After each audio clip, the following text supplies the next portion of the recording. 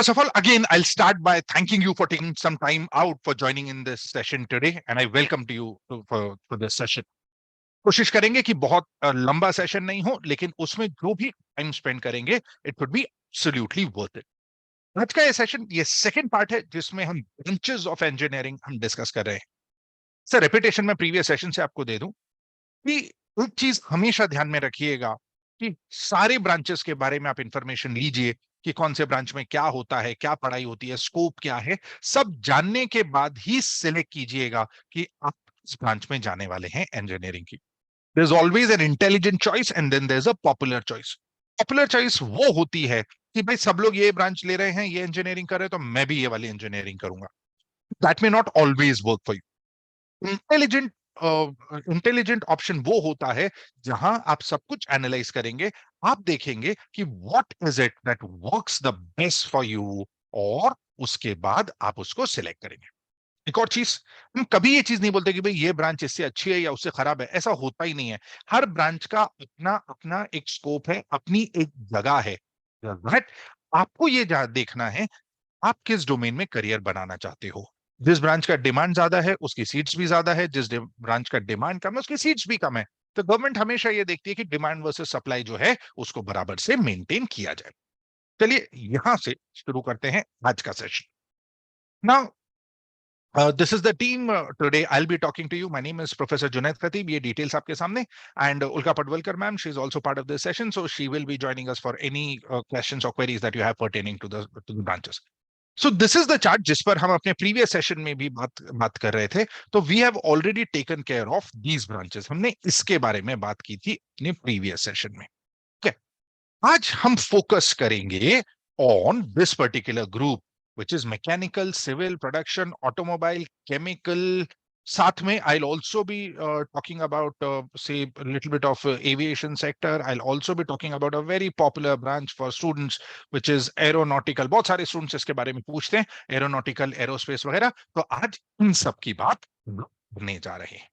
Obviously, session के end में we will definitely open up this session for question and answers. और जब तक आपका एक भी क्वेश्चन है, I'll be here, उल्का ma'am would be here, we'll definitely try and answer each and every question. आसान से आसान भाषा में सेशन को कंडक्ट करने की कोशिश करेंगे ताकि हम सभी को चीजें अच्छे से समझ में आए। But then I am really thankful that आप आज फिर आप सब टाइम निकाल कर आए हैं। So we are really really thankful for that effort that you guys are putting. चलिए शुरू करते हैं।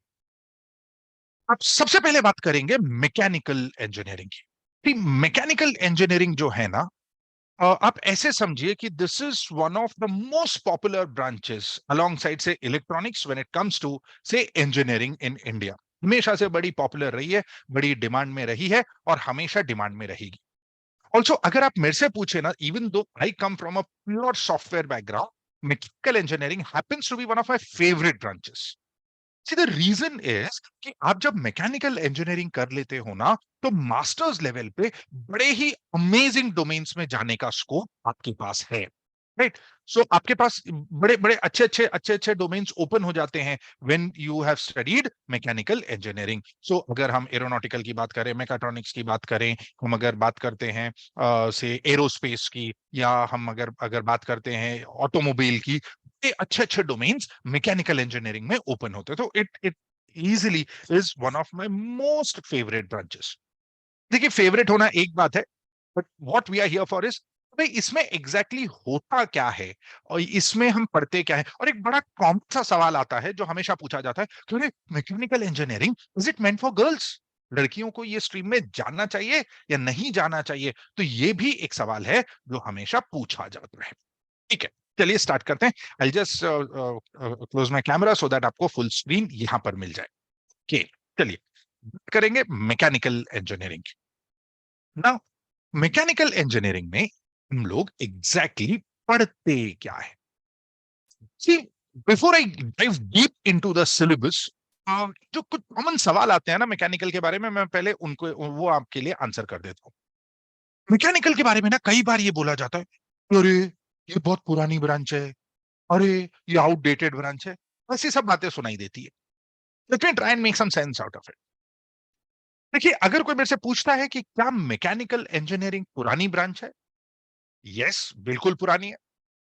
आप अगर मेरे से पूछें कि भाई कितनी कितनी पुरानी है ये, तो कोई 10-20 साल की नहीं है, ये ब्रांच कम से कम 250 से 300 साल पुरानी है। The day Newton found out the value of 9.8 metres per second square, उस दिन मैकेनिकल इंजीनियरिंग स्टार्ट हो गई थी। पुरानी तो काफी है, इससे मैं डिनाई बिल्कुल नहीं कर सकता। ऑल्सो आप ये समझिए कि जो फिजिक्स आप पढ़ते आए हैं, ये उसी का ही एक एक्सटेंशन है। वो सारे जो अपने लॉज पढ़े हैं, उनको इंप्लीमेंट कैसे करना है और उसको रियल लाइफ में उसमें से चीजों को कैसे कैसे बनाना है या उसका इस्तेमाल कैसे करना है, वो हम सीखते हैं एज अ मैकेनिकल इंजीनियर। ये होता है। पुरानी है, डज दिस मीन ये आउटडेटेड है? एक एग्जाम्पल मैं आपको देता हूं कि अगर हम एक कार की बात करते हैं, मेरे ख्याल में जो कार्स पहले पहले पहले बनी थी वो था, इट वाज द ईयर से 1897, राइट? या अपन मोटा मोटा पकड़ लेते हैं चलो कि 1900 में पहली कार बनी थी। इस चीज को हो गए आज 120 साल।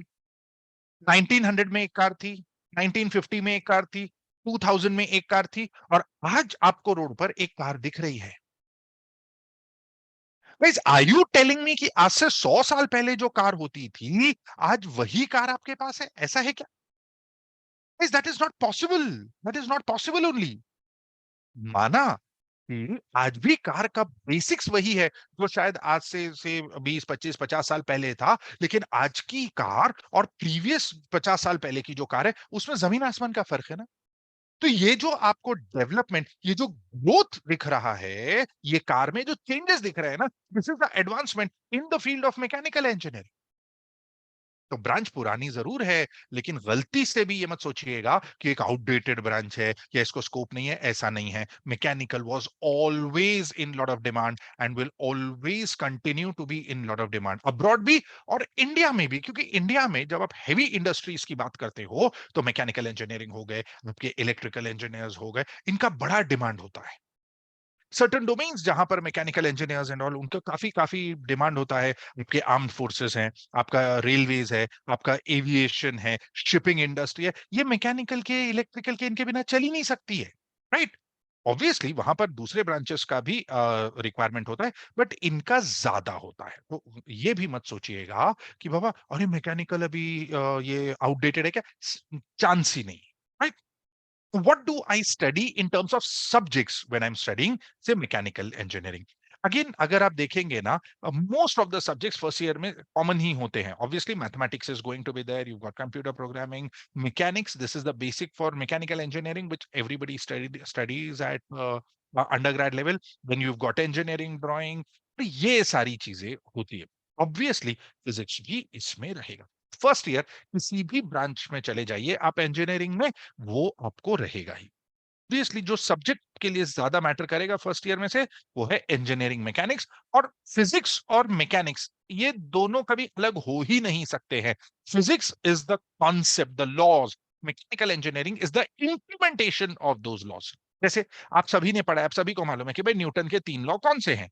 अरे लेकिन वो 3 लॉ को अप्लाई कहाँ करना है, उसको यूज कैसे करना है, उसका फायदा कैसे उठाना है, ये सब तो हम मैकेनिकल इंजीनियरिंग में सीखेंगे। एप्लीकेशन हम लोग सीखते हैं फर्स्ट ईयर के बाद। आप जब आते हो, आगे जो सब्जेक्ट्स आप पढ़ते हो, हर इंजीनियरिंग की तरह यहां पर भी आपका स्पेशलाइजेशन जो है वो सेकेंड ईयर से स्टार्ट होता है, जिसमें you will study some very very very important subjects, important concepts like fluid mechanics है, मशीन डिजाइन है, डायनामिक्स ऑफ कंट्रोल सिस्टम्स है, आपका मैकेनिक्स ऑफ सॉलिड्स है, थर्मोडाइनमिक्स है, स्ट्रेंथ ऑफ मटेरियल है। तो ये सारे सब्जेक्ट्स आप पढ़ते हो। फाइनल ईयर में जब आप आते हो, और जिस हिसाब का सिलेबस अभी एआईसीटी ने रखा है, गवर्नमेंट ने रखा है, आपके पास कई सारे सब्जेक्ट्स अवेलेबल होते हैं which you can take as electives. So आपकी मर्जी होती है कि भाई आप किस डोमेन की ओर जाना चाहते हो, अकॉर्डिंगली आप अपने इलेक्टिव्स यूज कर सकते हो। So control system and robotics ये एक काफी पॉपुलर है, फ्लूइड मैकेनिक्स काफी पॉपुलर है, heat transfer and thermal system design आपका काफी पॉपुलर है। You will get subjects related to automobile engineering, maybe one odd subject. You will get subjects related to air conditioning systems and all, HVAC and all. तो वो सारे domains भी आपके काफी important होते हैं। मोटा मोटा this is what is syllabus. Obviously as a layman हम सब्जेक्ट के शायद नाम सुन के हम ये नहीं जज कर पाते कि उसका कंटेंट क्या है, लेकिन अगर आप थोड़ी भी समझ रखते हैं तो this is the syllabus that we will be studying. Make no mistake, you will have a lot of physics to study over here, and mechanical engineering will also have quite a bit of mathematics involved. So mechanical engineering हो गया, electronics and telecommunication हो गया, आपका instrumentation engineering हो गया. The amount of mathematics is slightly more than what you would find maybe say in computer engineering or maybe data science engineering. Okay, mechanical का scope क्या है? कि सीधा सीधा अगर आप हेवी इंडस्ट्रीज की बात करते हो, आप एविएशन की बात करते हो, शिपिंग की बात करते हो, ऑटोमोबाइल की बात करते हो, रेलवेज की बात करते हो, then mechanical engineering is one of the core domains over there. But as a mechanical engineer मैं क्या जॉब्स कर सकता हूं? I can be a design engineer, manufacturing engineer, I can go into HVAC. Now this is what I was talking about, which is आपका heating and ventilation. You can get into that as well. Again, something very very popular, automotive engineering. Something that people are absolutely in love with is aerospace and aeronautical engineering. Then you've got robotics, then you've got project engineering and all these stuff. सो आपने करना क्या है? आपने mechanical engineering पढ़ना है, और उसके बाद you should look at one of these domains as your masters. आप अगर मास्टर्स करते हैं ना मैकेनिकल डोमेन में, then you got amazing amazing career opportunities. एक और चीज, एक डोमेन जो बड़ी पॉपुलर है वो है रोबोटिक्स. नाउ प्लीज समझिए, अगर आप रोबोटिक्स में जाना चाहते हैं at masters level, then you need to be either a mechanical or an electronics engineer. Only then can you take up robotics, right? दो डोमेन जिसके बारे में काफी बात होती है, एक है एरोस्पेस इंजीनियरिंग और एक होता है एरोनॉटिकल इंजीनियरिंग. जी, मैं सबसे पहले आपको यह बता दूं कि एरोनॉटिकल और एरोस्पेस में फर्क क्या होता है. नीडलेस टू से, एरोस्पेस या एरोनॉटिकल अगर आप पढ़ रहे हो तो आप एविएशन से रिलेटेड आप कुछ पढ़ रहे हो, आप व्हीकल डिजाइन पढ़ते हो. बट सपोज अगर मैं एक एयरप्लेन की बात करूं, एरोप्लेन जो है वो अर्थ का जो एटमॉस्फेयर है उसके अंदर ही ऑपरेट करता है, right? वो कभी एटमॉस्फेयर के बाहर नहीं जाता. उसकी जो स्टडी होगी वो होगी एरोनॉटिकल में. लेकिन अगर आप मेरे को बोलते हो कि I want to study about say rockets, right? अब आपके रॉकेट्स जो है वो अर्थ के एटमॉस्फेयर के बाहर भी काम करते हैं, तो वो हो गया एरोस्पेस. एरोनॉटिकल और एरोस्पेस में. So if you tell me I want to work with a company like a Boeing or an Airbus or something, then aeronautical engineering is for you at masters. मेरे को बोलो कि I want to work with ISRO और NASA, then aerospace engineering is something for you. ठीक? So ये इसमें काफी फर्क है. लेकिन एक और चीज मैं आपको बोलूं कि lot of students ना देते से कि मैं अंडर ग्रेड पे एरोनॉटिकल या एरोस्पेस लेता हूं. But that is something which personally I will never ever encourage. ये मत करना कभी भी. आप अंडर ग्रेड पे आप मैकेनिकल रखिए, मास्टर्स लेवल पे आप एरोस्पेस एरोनॉटिकल ये सब रोबोटिक्स वगैरह कीजिए. Don't do it at undergrad level. The reason is very simple. मान लीजिए मैंने अंडर ग्रेड में एरोनॉटिकल इंजीनियरिंग कर ली, यानी I am now train to work in a specific domain. But suppose for some reason unfortunately aeronautical के domain में मेरे को जॉब नहीं मिल पा रही है. इन दैट केस मैं कहीं का भी नहीं रहा, क्योंकि मेरे को दूसरा कुछ आता ही नहीं है. It becomes a very niche thing. You are cutting down all your options. फिर आपको जॉब करना है तो उसी डोमेन में करना है. But on the other hand आपने मैकेनिकल इंजीनियरिंग किया ग्रेड लेवल पे, से मास्टर्स में आपने एरोनॉटिकल इंजीनियरिंग कर लिया. बट अनफॉर्चुनेटली चलो अभी मेरे को फिर से एरोनॉटिकल के ऊपर जॉब नहीं मिल रही है, अब मैं क्या करूं? कोई फर्क नहीं पड़ता. आपने मैकेनिकल इंजीनियरिंग की है ना, तो then you are open, you can go and take up any other domain that you like. You can go to automobile, you can go to air conditioning, you can go to heavy industries, you can go to so many different domains. सी, अगर Mumbai university में government ने अगर आपको aerospace या एरोनॉटिकली under grade level पे नहीं दिया है, तो ऐसा नहीं है कि वो नहीं दे सकते थे. उन्होंने बहुत सोच समझ के चीज किया है कि अंडर ग्रेड पे नहीं करेंगे, क्योंकि उस डोमेन में जॉब नहीं मिल रही है, तो आप करोगे क्या? हमेशा हमेशा अंडर ग्रेड लेवल पे उस डोमेन को सेलेक्ट करना है जिसमें हमारे ऑप्शन सारे ओपन रहे. मास्टर्स लेवल पे आप जाइए, कोई नीश चीज पढ़िए, आप स्पेसिफिक चीज पढ़िए, ऑब्वियसली वहां पर वो चलेगा. एक और चीज, सी सपोज कल को एक टोयोटा कंपनी आती है से रिक्रूटमेंट के लिए.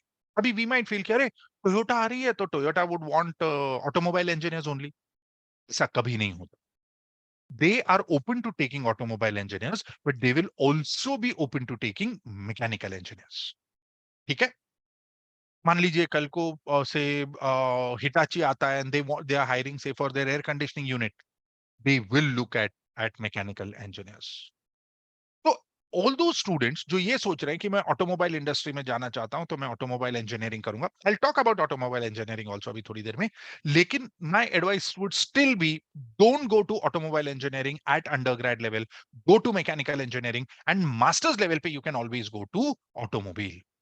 अंडर ग्रेड पे करना मत। अंडर ग्रेड पे करने में एक तो ये है कि आपके पास कॉलेजेस दो तीन ही है महाराष्ट्र में, if I can remember correctly, दो ही कॉलेजेस हैं। एक मुंबई का साबू सिद्दीक कॉलेज अपना बाइकला वाला, and this one more college in Sangli, I don't remember the name, but दो ही कॉलेजेस हैं।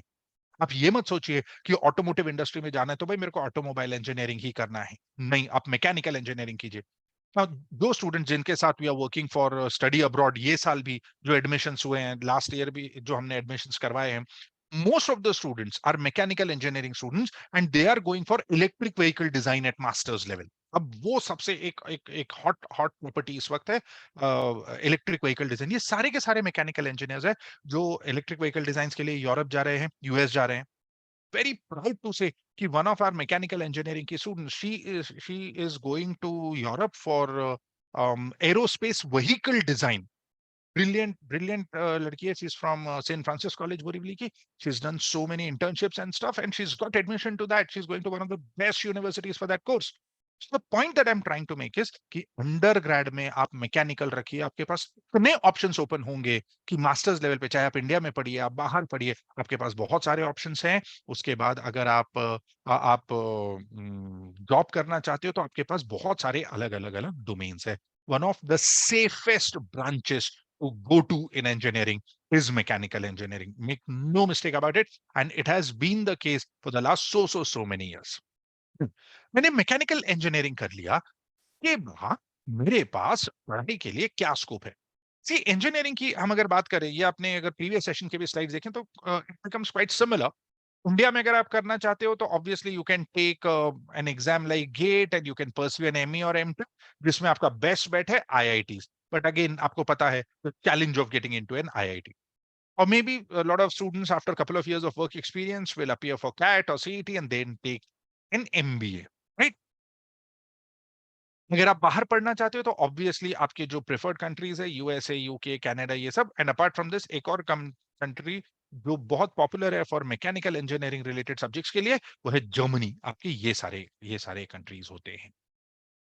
as we speak today, international market में मास्टर्स लेवल पे जो सारे कोर्सेज का बड़ा डिमांड है as a mechanical engineer is आपका एरोस्पेस इंजीनियरिंग है, रोबोटिक्स है, थर्मल एंड फ्लूइड साइंसेज है, आपका सस्टेनेबल एनर्जी सिस्टम्स है, आपका आपका ग्रीन एनर्जी से रिलेटेड काफी कुछ आप सीख सकते हो। बट मैकेनिकल इंजीनियरिंग, अगर आपका उसमें उसमें इंटरेस्ट है और आप जाना चाहते हो, आप बिल्कुल जाइए। One of the best branches of engineering, whether it be it India और वेदर इट इज अब्रॉड। एक क्वेश्चन जो मैंने आपके सामने रखा था कि जो हमेशा सवाल आता है कि अरे मैकेनिकल इंजीनियरिंग, ये गर्ल्स के लिए ये ब्रांच ठीक है या नहीं, लड़कियों ने जाना चाहिए या नहीं। जी क्या होता है मालूम है, मैकेनिकल इंजीनियरिंग बोला ना तो बहुत सारे लोग ये सोचते हैं कि वो आपको आपको जॉब फ्लोर पे काम करना है या आपका फिजिकल वर्क ज्यादा होगा। सब बिल्कुल भी नहीं है। There are mechanical design engineers. अब जैसे आप देखते हैं कि भाई कंपनी ने, हैवेल्स कंपनी ने से एक नया टाइप का फैन बनाया है, उन्होंने एक नया टाइप का फैन लॉन्च करना है। ऑब्वियसली जो आपका डिजाइन बनेगा, आज ऐसा थोड़ी होता है कि आप कोई कोई जॉब फ्लोर पे जाके काम कर रहे हो। आप ऐसे ही एक ऑफिस में बैठोगे, एक एसी वाले कंपार्टमेंट में बैठोगे, आपके अलग अलग सॉफ्टवेयर होते हैं, डिजाइन सॉफ्टवेयर होता है, जिसमें सबसे बेसिक आपका ऑटो कैड हो गया, सॉलिड वर्क्स हो गया, ये सारे जो सॉफ्टवेयर होते हैं उसके ऊपर डिजाइन। तो ये भी आप मत सोचिएगा कि mechanical is not a stream for girls, ऐसा बिल्कुल भी नहीं है। डिजाइन में and all women are doing really well. So if you are a girl child और आपका इंटरेस्ट है, आपको लगता है आपका एप्टीट्यूड उस ओर है, आप बिल्कुल जाइए। ये नहीं सोचना कि mechanical engineering is not meant for girls. ये एक ऐसा परसेप्शन है ना जो पता नहीं कहाँ से आया, आई डोंट नो। मैं सालों से लोगों से सुन रहा हूँ ये। सारे सेशंस में जब क्वेश्चंस आते हैं तो ये सवाल आता है, and I just don't know कि ये सवाल क्यों आता है, राइट? ऐसा बिल्कुल भी नहीं है। बट देन जैसे मैंने आपको बोला, mechanical engineering always one of my favourite branches to go to in engineering. Obviously competition भी ज्यादा होता है, थोड़ा सा टॉस भी थोड़े हाई होते हैं, but it's absolutely worth it this particular branch. Mechanical का ही एक ऑफशूट है प्रोडक्शन इंजीनियरिंग। प्रोडक्शन इंजीनियरिंग पहले तो है क्या, मैं आपको समझाऊं। देखिए, production engineering is nothing but mechanical engineering. मतलब मतलब अगर आप इंजीनियरिंग के 8 सेमेस्टर्स देखेंगे ना, 4 साल, उसमें से 6 सेमेस्टर्स यानी लगभग टिल अबाउट सेम 6 आपका करिकुलम प्रोडक्शन का और मैकेनिकल का सेम है। होता क्या था पहले कि फाइनल ईयर में ना थोड़े से मैनेजमेंट के सब्जेक्ट जो है वो डाल दिए जाते थे प्रोडक्शन में। जैसे आपको दिख रहा है सप्लाई चेन मैनेजमेंट, ये थोड़ा एमबीए टाइप सब्जेक्ट है। Engineering economics and cost analysis, या आपका ऑपरेशन रिसर्च हो गया। ये सारे ना थोड़े से मैनेजमेंट टाइप सब्जेक्ट हो जाते हैं। तो ऐसे समझिए कि मैकेनिकल इंजीनियरिंग में थोड़े से मैनेजमेंट के सब्जेक्ट्स डाल देते थे, तो ये बन जाता था आपका प्रोडक्शन इंजीनियरिंग। ठीक है। लेकिन अब क्या हुआ है, over a period of time बहुत सारे लोग, बहुत सारे स्टूडेंट्स अब क्या करते हैं, पहले तो अपना इंजीनियरिंग कर लेंगे, then they will work for couple of years and then they will work for and then they will go for a proper management programs, right. तो प्रिसाइसली जो एडवांटेज हुआ करता था ना प्रोडक्शन इंजीनियरिंग का, वो लगभग खत्म हो गया। आपको दिखेगा कि बहुत सारे कॉलेजेस जिसमें प्रोडक्शन इंजीनियरिंग एक जमाने में हुआ करता था, they have now changed it to mechanical engineering. Production as a branch is almost on the verge of extinction. बहुत गिने चुने कॉलेजेस में वो बची है। तो अगर आप प्रोडक्शन इंजीनियरिंग देख रहे हैं, तो then rather stick to mechanical engineering, as simple as that, right. Production में हम तब तक नहीं जाएंगे जब तक उनको मैकेनिकल की सीट नहीं मिल रही। हाँ, but I am really keen on mechanical, mechanical की सीट नहीं मिल रही है, उस सिनारियो में क्या मैं प्रोडक्शन ले सकता हूँ? दीजिए। बिकॉज प्रोडक्शन करके भी आप लगभग सारे उस उन जॉब्स के लिए एलिजिबल होंगे जो आपको एज अ मैकेनिकल इंजीनियर मिल सकते थे। गिवन अ चॉइस, भाई मेरे को इलेक्ट्रॉनिक्स इंजीनियरिंग भी मिल रहा है, मेरे को सॉरी मेरे को मैकेनिकल इंजीनियरिंग भी मिल रहा है, और मेरे को प्रोडक्शन इंजीनियरिंग भी मिल रहा है, तो कौन सा लूं? That's a no brainer, mechanical engineering any day. It's so that is what it is. Future scope लगभग प्रोडक्शन का वही है जो आपका मैकेनिकल का है। लेकिन अब people would when it comes to hiring ना, they would prefer pure mechanical any day ahead of production engineer. So यहाँ पे you will get थोड़ा सा maybe jobs में variation when it comes to looking at say management roles or something, but again घूम फिर के आपको वही जॉब मिलनी है जो मिलती थी आपको as a mechanical engineer. Further studies के लिए भी आपके ऑप्शंस लगभग वही हैं जो मैकेनिकल इंजीनियरिंग के थे। बिकॉज सी ये जो सारे डोमेन्स है ना, मैकेनिकल, ऑटोमोबाइल, प्रोडक्शन, ये इतने सिमिलर है कि आपके करियर अपॉर्चुनिटीज या आपके education opportunities in India and abroad, they will also remain pretty much the same. As a production engineer, am I eligible to move to automobile? Yes. As a production engineer, am I eligible to get to say HVAC? Yes. Right? तो ऐसा कोई problem होता नहीं है। Mechanical को आप preference दीजिए। Worst case scenario, अगर नहीं हो पा रहा है, नहीं मिल पा रहा है for whatever the reason, right, और if you are getting production in a very highly rated college, take it. It will give you similar opportunities that you would otherwise find in mechanical also. Automobile engineering वापस से mechanical का ही भाई बंधु। Basically ना जो जो core branch है वो मैकेनिकल है, ये सारे ऑफशूट्स हैं। ऑटोमोबाइल इंजीनियरिंग में भी अगर आप उसका करिकुलम देखेंगे ना, तो आपके 8 सेमेस्टर में से first 5 6 semesters is exactly the same as mechanical engineering. Final year में you get certain subjects which are related to say automobile vehicle dynamics and control, automotive design and development, automotive electronics and embedded system, automotive safety and regulations. So you will get certain subjects which are specific to automobile engineering. But then again it brings us to this particular question कि अगर मैं automotive industry में जाना चाहता हूं, तो क्या I have to be an automobile engineer only? Absolutely not. ठीक है। देखिए क्या है, अगेन ऑटोमोबाइल इंजीनियरिंग का भी जो करिकुलम है, जो स्किल है स्टूडेंट्स का, वही होता है जो मैकेनिकल इंजीनियर का है। Precisely any automobile company which is coming in will always tell you automobile engineer slash mechanical engineer, कोई फर्क पड़ता नहीं है। Again my personal advice always is to mechanical engineering at undergrad level, and then if you want masters level पे आप automotive design या automobile की ओर जाने वाले जो कोर्सेज हैं आप वो कर सकते हो। हार्डली 2 या 3 कॉलेजेस अवेलेबल होंगे through out Maharashtra for automobile engineering. बहुत ही आप कीन है, मिल रहा है, लीजिए, कोई प्रॉब्लम नहीं है। बट अगेन, अगर इस सिचुएशन में आते हो कि भाई मेरे को ऑटोमोबाइल भी मिल रहा है, मेरे को मैकेनिकल भी मिल रहा है, I always advise stick to mechanical engineering. ये अपने दिमाग में बिल्कुल मत रखिएगा कि if you want to get into automotive industry then automobile engineering ही एक है। एक और चीज I can tell you pretty confidently, और हम ये दिख रहे हैं इंटरनेशनल मार्केट में, electric vehicle design is something which is picking up big thing. I don't know how many students are there in this particular session. Parents obviously हैं, students I don't know. What if I tell you UK में एक course है जिसमें you will learn the design of only formula one car. सब पूरा का पूरा course है मास्टर्स का जिसमें आप सिर्फ फॉर्मूला वन कार डिजाइन करते हो। Point is, what I'm trying to highlight is not that F1 car. I'm saying कि आपके पास ऑप्शंस कितने सारे अवेलेबल है, अमेजिंग ऑप्शंस अवेलेबल है। इलेक्ट्रिक व्हीकल है, आपका आपका एविएशन सेक्टर से रिलेटेड है, एवियोनिक्स भी अवेलेबल है आज इंटरनेशनल मार्केट में। So you will get lot of career opportunities. Automotive से प्रिसाइसली ये सारे जॉब्स हैं आपके सामने जो आप ले सकते हो। But as a mechanical engineer also, honestly you will be eligible for all these jobs. So mechanical, production और ऑटोमोबाइल, ये लगभग वैसा ही है जैसा computer science, IT, data science, ML. There is nothing to choose because आपका skill set लगभग same है, आपका आपका करियर ऑप्शंस आपके सेम हैं, आपके फर्दर स्टडीज के ऑप्शन सारे सेम हैं। तो उसमें उसमें there is nothing much to choose over there, right? So these are the different opportunities that you have as an automobile engineer. uh, so this was related to automobile and sorry, mechanical and allied branches.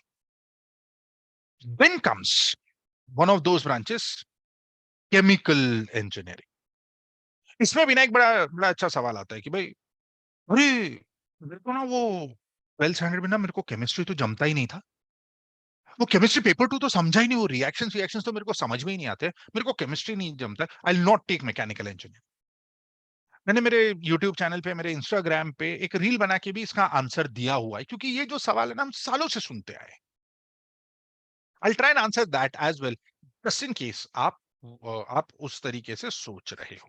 Also, I would also want to caution you about this particular branch, but पहले थोड़ा सा समझ लेते हैं कि chemical engineering basically होता क्या है, इसमें पढ़ते क्या है, फिर ये सारे सवालों का जवाब देने की हम कोशिश करें।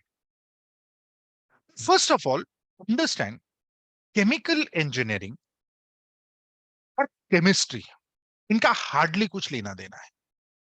आप अपने दिमाग में अगर ये चीज है तो आप बिल्कुल निकाल दीजिए कि chemical engineering is all about chemistry. No, समझिए, when you say engineering, engineering is about processes, engineering is about machines, machinery, बराबर। engineering is not pure sciences। अगर वो आपको करना है ना तो आप बीएससी केमिस्ट्री, एमएससी केमिस्ट्री आप वो कीजिए।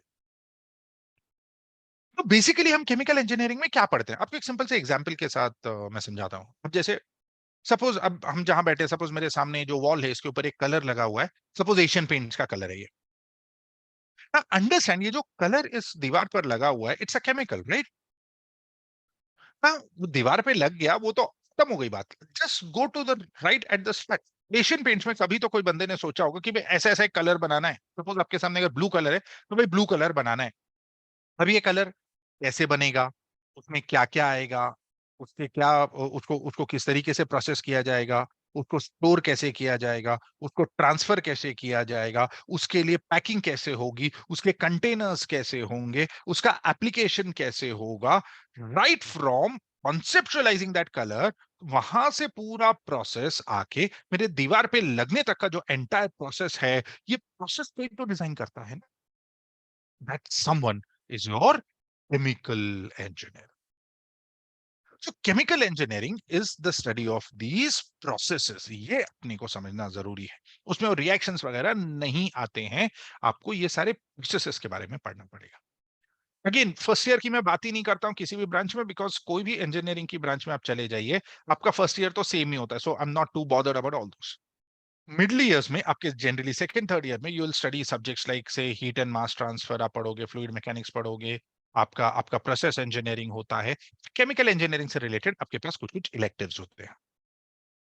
नीडलेस टू से फाइनल ईयर में आपके पास कई सारे इलेक्टिव्स होंगे जिसमें से आपको सेलेक्ट करना है। So it could be reaction, it could be reaction engineering, it could be engineering thermodynamics, it could be process control and optimization, safety and hazard analysis, and so on and so forth. ये आपके आपके subjects होते हैं.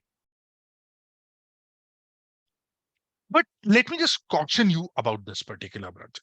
I don't tell this out too many branches, लेकिन अगर एक branch है जिसके फ्यूचर स्कोप को लेकर थोड़ा सा क्वेश्चन मार्क होता ही है in India, please, I am not saying globally, in India थोड़ा सा क्वेश्चन मार्क होता है, तो वो है आपका केमिकल इंजीनियरिंग।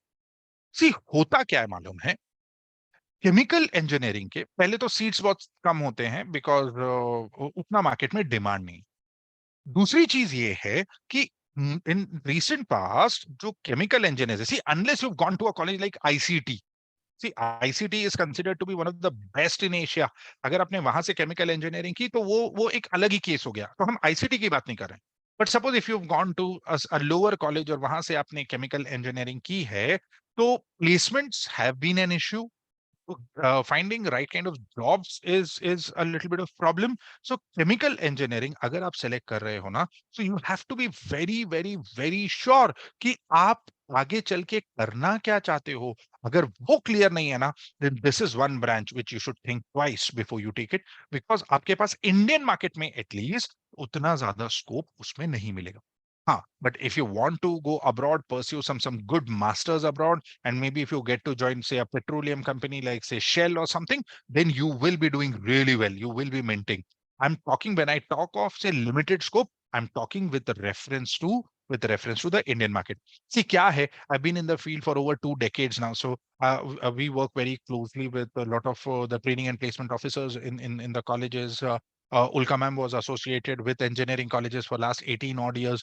Lot of हमारे students are now as professors in lot of colleges, तो उनसे पता चल जाता है कि भाई प्लेसमेंट क्या हो रहा है, आपका आपका ऑप्शंस क्या है। एंड दैट इज व्हाई अगर आप देखेंगे ना, अगर आप कट ऑफ्स की जब बात करेंगे, आपको दिखेगा कि chemical engineering is one of those branches जो काफी नीचे क्लोज होती है, because it is not in the preference list of students. Just one request, आप अगर केमिकल इंजीनियरिंग लेना चाहते हो तो 2 बार सोचिएगा कि what exactly do you intend to do. अगर उस सवाल का जवाब आपके पास है, ग्रेट। अगर उस सवाल का जवाब नहीं है, then it is better to take up some of the other branches that you have as a career opportunity.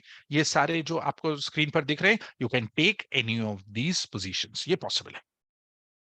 Further studies, yes. Abroad अगर हम जाते हैं, yes, there are a lot of opportunities. Now, I'm not talking about what's happening in India and India, क्योंकि ये अपने को पता ही है. Similarly, what are the more preferred countries? But in demand specialisations के केमिकल इंजीनियरिंग में क्या क्या है, प्रोसेस सिस्टम है, बायोटेक्नोलॉजी में आप जा सकते हो, environmental engineering, polymer sciences, petroleum, and these branches. Abroad obviously we have got multiple options, abroad obviously we have got decent scope. If you are very very very clear with that कि नहीं भाई मैं abroad ही masters करने वाला हूँ, ऐसा कुछ करने वाला हूं, तो ठीक है। Yeah, maybe if you're getting into a college like ICT, or if you're getting into a college like say COEP, College of Engineering Pune, then yes, you can definitely opt for this. एक और field जहां पे chemical engineers will have quite a bit of demand is the food and the packaging industry. See आप देखते हैं कि आपका जो फूड आता है, मतलब chemical and biotechnology, these two will work very closely out there. उसमें जो भी आप चीजें ऐड करते हो, जो प्रेजर्वेटिव्स ऐड करते हो, जिस हिसाब से उनका कंटेनर बनाया जाता है, उनको प्रोसेस किया जाता है, तो वो सब चीजों में भी chemical engineering lot of demands. एक और चीज जो है आपके, जैसे ये जो जो ब्लास्टिंग सिस्टम्स होते हैं, जैसे आप जब बिल्डिंग को कोई बिल्डिंग को गिराना होता है फॉर रिकंस्ट्रक्शन और समथिंग, तो उसका एक तरीका होता है, what chemical has to be use, how it has to be use, आपका ब्लास्टिंग सिस्टम्स एंड ऑल कैसे होगा, all this will come under chemical engineering. So in interesting branch, but always slightly dicey if you're planning to make a career out of it in India. One more branch that we always hear, अरे इसका कोई scope ही नहीं बचा है, civil engineering करने का ही नहीं, ऐसा बोलते हैं। Most of the time, so what we hear randomly in the market is half truth, right? Now, first of all, civil engineering होता क्या है, करना चाहिए नहीं करना चाहिए, करियर स्कोप क्या है, और इसको हम आगे कैसे प्लान कर सकते हैं, थोड़ा सा वो समझने की कोशिश करें. Needless to say, civil engineering is all about construction and construction material. So आज अगर हम बाहर निकलते हैं, आपको दिखेगा आपका आपका रोड बन रहे हैं, आपका मेट्रो बन रहा है, आपका आपकी रेलवे लाइंस बन रही है, आपके फ्लाईओवर्स बन रहे हैं, आपके बिल्डिंग्स बन रहे हैं, आपके मॉल्स बन रहे हैं. ये कौन कर रहा है?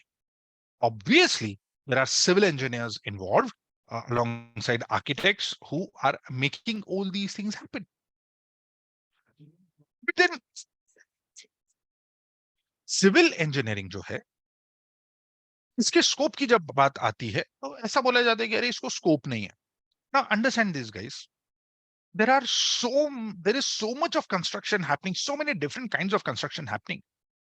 जब तक कंस्ट्रक्शन चलता रहेगा तब तक सिविल इंजीनियर्स का डिमांड है. हाँ, ये जरूर है कि जैसे आपको n number of software companies मिलती है, ऐसे n number of construction companies नहीं मिलती. तो इसलिए because the number of civil engineer that are absorbed in the market are less, the number of seats available are also very less in civil engineering. अब civil engineering में अगर हम पढ़ाई की बात करें तो वापस से first year remains pretty much the same. Engineering graphics जो सब्जेक्ट होता है, that remains pretty important for civil engineers throughout their engineering. The middle years, you'll talk about structural analysis, you'll talk about hydraulics, you'll talk about environmental engineering, structure, strength of materials, you'll talk about civil engineering electives that universities offer, and so on and so forth. Then obviously final year में again आपका जो भी area of interest है, आप जिस किसी भी college में हो, उसमें जो सारे electives available है, जैसे geotechnical हो गया, construction management हो गया, आपका environmental engineering हो गया, accordingly आप वो select कर सकते हो. हाँ, बट सिविल इंजीनियरिंग के बारे में एक और चीज आप समझिएगा. When it comes to say jobs or when it comes to your professional growth, civil engineering में unless you have some experience on the ground, मतलब जब तक आपने जाके साइट पे काम नहीं किया है, you are not going to get the kind of weightage that you would want to expect. You would not want you will not get the kind of growth that you would want. अब होता क्या है, as अ civil engineer ना, ज्यादातर time you will and up working with कोई कोई architect के साथ एसोसिएट हो गए आप, या कोई एक आधी बड़ी सी कंस्ट्रक्शन कंपनी के साथ आप काम कर रहे हो. फिर कुछ साल का आपको एक्सपीरियंस लेना पड़ता है और उसके बाद then you can get started with whatever you want, तो आप कर सकते हो. Generally civil engineers in the initial years of their job, yes उनको फील्ड वर्क ज्यादा होता है, क्योंकि देखिए आप ऑफिस के अंदर बैठ के बिल्डिंग नहीं बना सकते हो, आपको साइट पे रहना पड़ेगा. सो इट विल इन्वॉल्व थोड़ा सा फील्ड वर्क, वो तो आता ही है, थोड़ा सा नहीं, इनफैक्ट काफी काफी ज्यादा फील्ड वर्क उसमें आता है. दूसरी बात ये है कि कंपेयर टू अदर ब्रांचेस ना, स्टार्टिंग ईयर्स में सिविल इंजीनियर्स को उस टाइप का पे पैकेज नहीं मिलता जो से शायद दूसरे इंजीनियरिंग ब्रांचेस को मिलेगा. हाँ, over a period of time जब आपको एक एक्सपीरियंस आ गया, you come to that commanding position जहां पर आप उस टाइप का पे पैकेज एक्सपेक्ट कर सकते हो और डिमांड कर सकते हो. But yes, compare to other branches ना, थोड़ा सा स्लो स्टार्ट जरूर होता है सिविल इंजीनियरिंग. बट अगेन अगर आपको सिविल इंजीनियरिंग एक अच्छे बड़े कॉलेज में मिलता है, देन व्हाई नॉट. मेरे को अगर बोलते हैं कि मेरे को आईआईटी दिल्ली में सिविल इंजीनियरिंग मिलता है, तो क्यों नहीं, बिल्कुल आप कर सकते हो. ऐसा जरूरी नहीं है कि भाई अरे मेरा ना कंप्यूटर साइंस चाहिए था, मेरे को आईआईटी बॉम्बे में नहीं मिल रहा है, लेकिन मेरे को ना सेम स्कोर पे आईआईटी दिल्ली में सिविल इंजीनियरिंग मिल रहा है. Any day you can go for civil engineering in a very very very reputed college. अगर लोअर कॉलेज है तो फिर आप सोचिएगा कि इसके कंपैरिजन में मेरे पास सामने क्या ऑप्शन है, और फिर आप जाके ये चीज आप डिसाइड कीजिएगा कि आपने सिविल इंजीनियरिंग लेना है या नहीं लेना है. हम्म. Career opportunities, you can be a structural engineer, water resource engineer, environmental engineer, urban planner. ये सारे जो डोमेन्स है, ये इसमें आप जा सकते हो. But when it comes to further studies ना, मैं ना दो बड़ी इंटरेस्टिंग चीजें आपको बताना चाहूंगा सिविल इंजीनियरिंग से रिलेटेड. बहुत सारे लोगों को ये पता नहीं है. मान लीजिए आपने 4 साल का सिविल इंजीनियरिंग किया, उसके बाद ये प्रोविजन है कि आप 1 साल का एक पूरा डिटेल्ड कोर्स करेंगे, and once you do that, you become a qualified architect also. You can be a civil engineer and an architect at the same time. ये ऑप्शन लोगों को मालूम नहीं है, ये पॉसिबल है। दूसरी चीज, एक बड़ी ही इंटरेस्टिंग और बड़ी इंपॉर्टेंट स्ट्रीम है जो बाहर बहुत अभी बढ़ गई है और इंडिया में भी आ रही है, and that is environmental engineering. Only a civil engineer is eligible to take up environmental engineering abroad. तो यहां क्या होता है, अगर आप कोई ऐसे डोमेन में चले जाते हो जहां आपके अलावा कोई और हो ही नहीं सकता, तो ऑब्वियस सी बात है आपका बड़ा डिमांड रहेगा। सो अगर आप सिविल इंजीनियरिंग करना चाहते हो तो आपके पास एक बड़ा क्लियर कट प्लान होना जरूरी है। नॉट जस्ट 4 साल इंजीनियरिंग का, बट उसके बाद भी आप क्या करना चाहते हो, वो एक क्रिस्टल क्लियर प्लान आपके पास होना जरूरी है अगर आप सिविल इंजीनियरिंग करना चाहते हो। सो सिविल हो गया, केमिकल इंजीनियरिंग हो गया, बायोटेक हो गया, बायोमेडिकल हो गया। आप लोगों से एक रिक्वेस्ट है कि give it a clear thought, आप उसको अच्छे से सोचिए, एक लॉन्ग टर्म सोचिए, और आपके पास अगले 6-8 साल का जो प्लान है वो रेडी होना चाहिए, वो क्लियर होना चाहिए, तो ही आप ये ब्रांचेस लीजिएगा। ये नहीं हो कि भाई अभी लेने को हमने ये ब्रांच ले ली और बाद में जाके अपने को पता चलता है कि अरे I am not too sure कि अभी मैं इसका क्या करूं, मैं जो चाह रहा था वो कुछ हो नहीं पा रहा है, जाके आप फंस जाते हो। ये चीज नहीं कीजिएगा। तो ये जो चीजें हैं, हम आज सोचना जरूरी है कि हम मास्टर्स लेवल पे क्या प्लान करते हैं। हम लोग जब बार बार ये बोलते हैं ना तो लोगों को लगता है अरे अभी तक तो अंडर ग्रेजुएशन का एडमिशन हुआ नहीं है, फर्स्ट ईयर का एडमिशन नहीं हुआ, ये मास्टर्स बोलता है। See, आपको सोचना उसके लिए आज है। ये मत कीजिएगा कि ऐसा कोई डोमेन ले लिया कि 4 साल बाद जाके पता चल रहा है कि भाई भाई मेरे पास आगे ऑप्शन ही नहीं है। राइट, तो ये चीज नहीं होना अपने लिए बहुत बहुत बहुत जरूरी है। Okay. So this was our second session as far as the branches of engineering are concerned. ये दोनों सेशंस की हम रिकॉर्डिंग भी ग्रुप में डालेंगे तो आपको समझ में आ जाएगा कि क्या है। But now the most important part, आपको जो भी क्वेश्चंस और क्वेरीज है, will now take up those as well. But I hope ये सेशंस आपके लिए फ्रूटफुल रहे हैं, and will keep coming up with more and more informative sessions related to a lot of other things, right? So I'll now open up this session for questions, please.